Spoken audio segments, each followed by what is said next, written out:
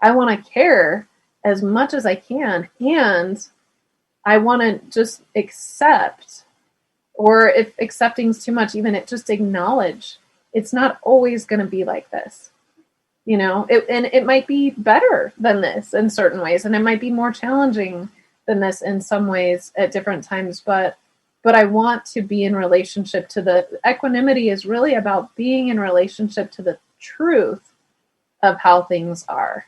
And that's powerful. It's like, imagine if relationships started out that way. It's not like, well, this isn't the person I married. It's like, no, like, of course it's not. Right. How could you even expect for that to be true? Or, if, as kids change over time, or anything in your life, it's like, so it's this ability, again, because we've developed enough emotional regulation to really, truly, and that's actually where intimacy comes from, like the intimacy of being alive.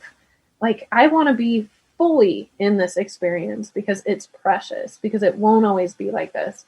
It's like, imagine if every parent did that as their kids were growing up. Like, this is how they are in this little 3-year-old phase or this little 5-year-old phase, and I'm going to take it in, and I'm going to know that changes because they're going to age.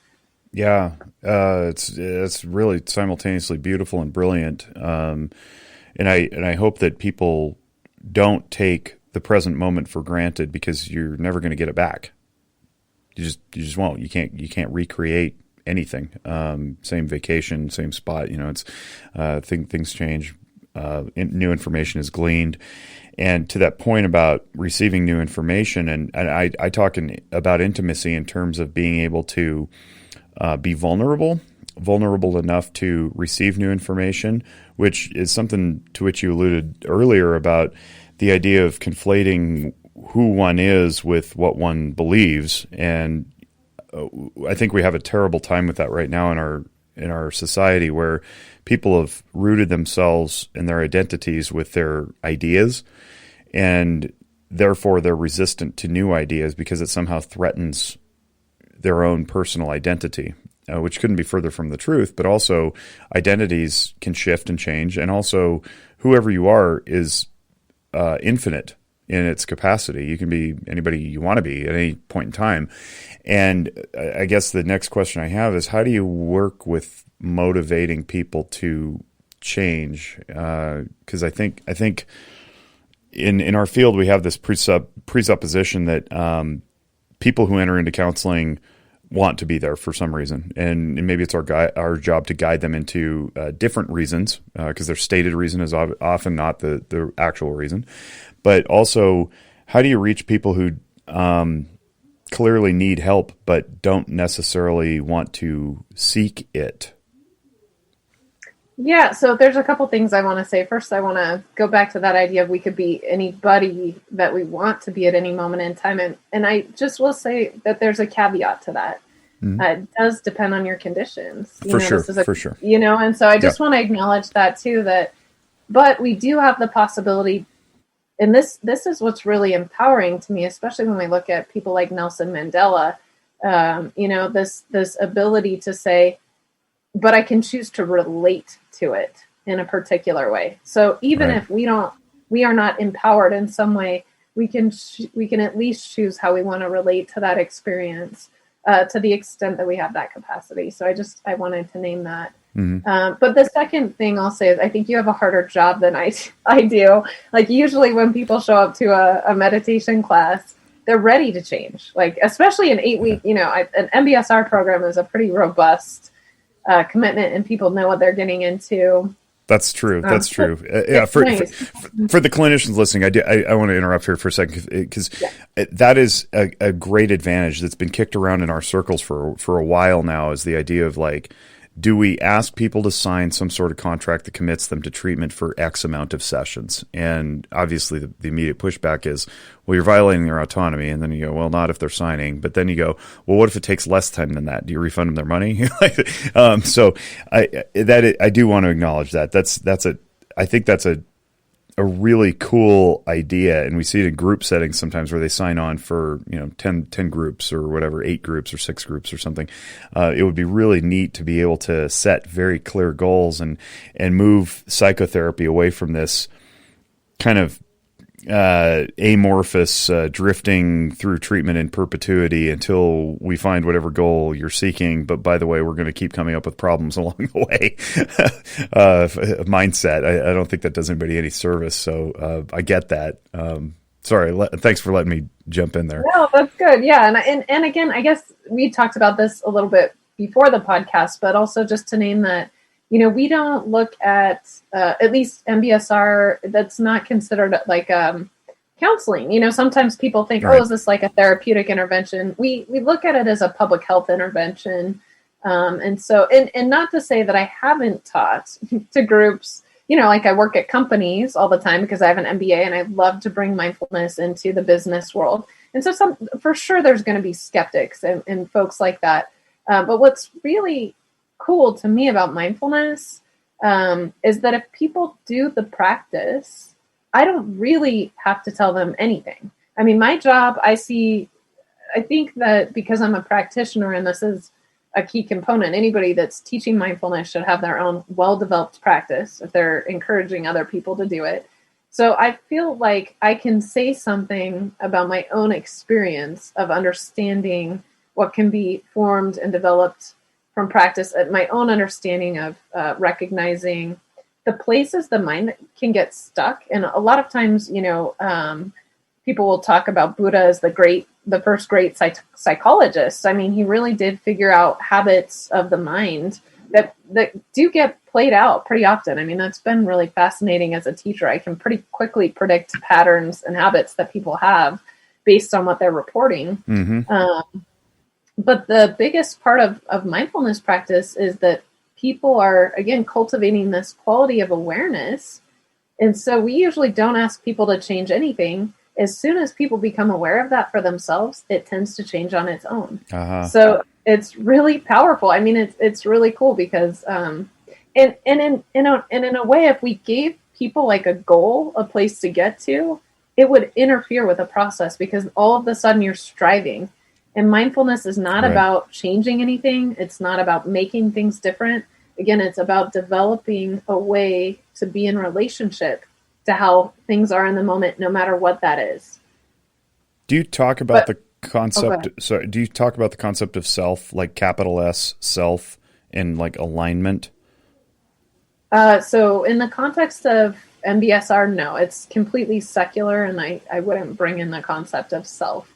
But I think people become aware of that on their own. Like, oh, well, I just assumed I was someone who had chronic pain and that's how it was always going to be. I didn't realize my relationship to that pain could change. Or I just always thought of myself as an anxious person or a depressed person. They start to realize, well, like, that's not necessarily true. I'm anxious sometimes and I'm depressed sometimes, or I'm someone with cancer. And it's like, well, cancer is a process happening in your body, but it's not who you are. Right. And so I think people start to stop being so identified with things that are, again, transient, impermanent, changing, a process, rather than a fixed self.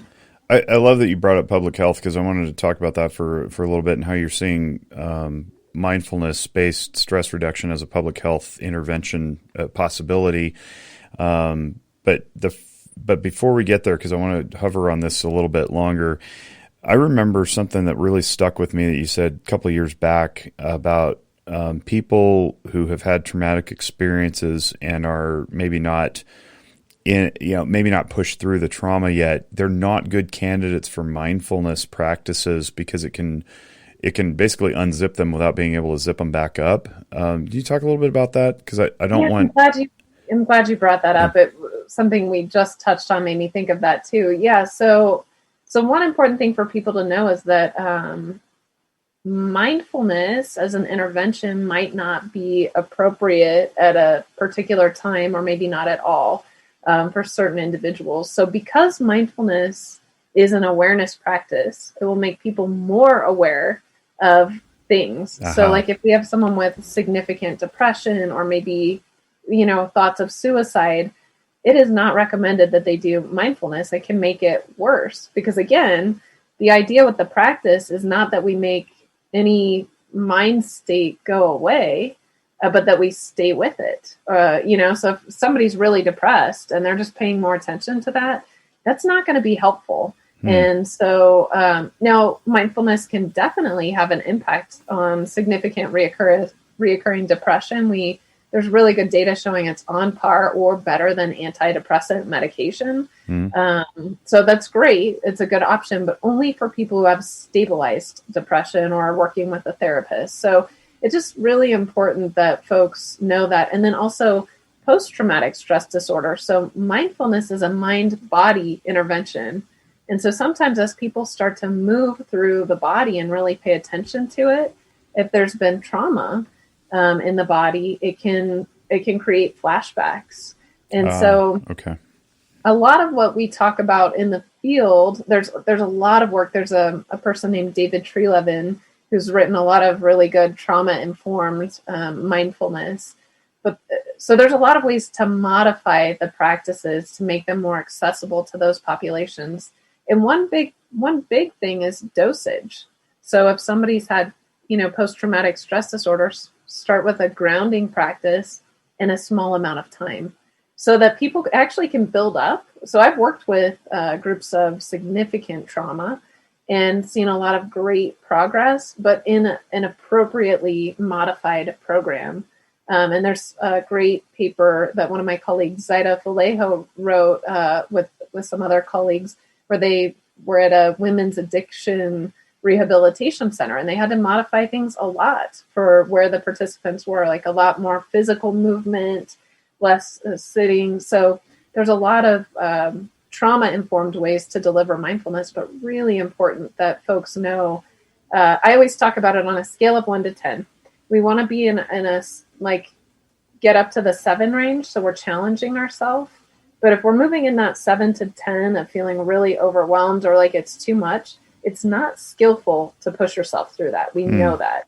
So it's just open your eyes, go for a walk, do something else, but don't push yourself through an overwhelmed zone. So thank you for asking about that. It's really important. Yeah. Is there a screening tool by which you, because you can't possibly account for everybody in a company of, 30 or 40 where you're the hired person to come in and, work with these people. So how do you filter out the potential for harm? I screen every single person. You do? Okay. Depending on the company and how many people we're working with, I might just ask 2 questions. 1, have you experienced significant depression in the last 3 months? And 2, do you have post-traumatic stress disorder? And if people do, I call them and I talk to them about their options so that they know and that they know they can talk to me and that we can modify, or maybe it's not the right time for them to take the class. So I always screen, no matter how many people. Thinking about the pop psychology and the I guess the social media interpretations of what mental health care looks like, do people know what you're asking when you ask severe depression and post-traumatic stress disorder? Like, are they I've never been diagnosed with it, but I had a really screwed up childhood. How do we gauge that, or is that part of the phone call interview? So I would say, of course, even if people know that they have that, they might not answer that way. And this is the other really key component. And, I can talk about this other platform that I'm about to launch. You'd better. This is your promotion right now. Yeah. Well, there's this other key component that you as a counselor, people know that you went through a certain process, that you went through a certain amount of, supervision. They know that you're credentialed, right? There's a certain amount. It doesn't mean every counselor is good, but at least they went through some training. With mindfulness interventions, it's not necessarily like that. But for me, if I'm sitting in a classroom with people and people are reporting very specific things, I can pick out trauma now because I know something about okay, that is not a normal report, and I'm going to talk to that person offline. So this is one of the things I've really been very intentional about in the work that I provide. There's a lot of mindfulness interventions that are available, and I think they all have, well, I wouldn't say all, but I think a lot of what's out there is good, and could be useful in the right context. I personally will never do drop-in sessions at companies or anything like that because I can't one, I don't think there's that much value. People really learn certain things over a period of time and need consistent practice.